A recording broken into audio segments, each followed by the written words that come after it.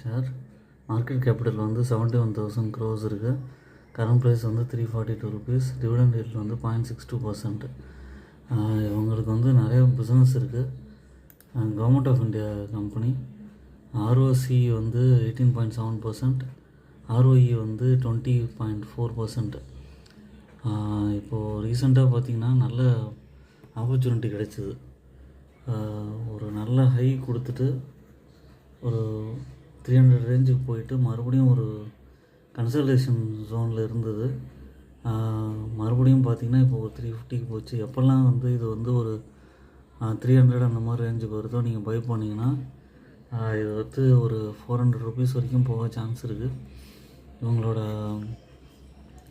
Dividend பே அவுட்டும் பார்த்திங்கன்னா 33.4% இருக்குது. Profit growth, sales growth எல்லாமே நல்லா இருக்குது. RVNL வந்து உங்களுக்கு லாங் டேர்முக்கு நல்ல ஸ்டாக்.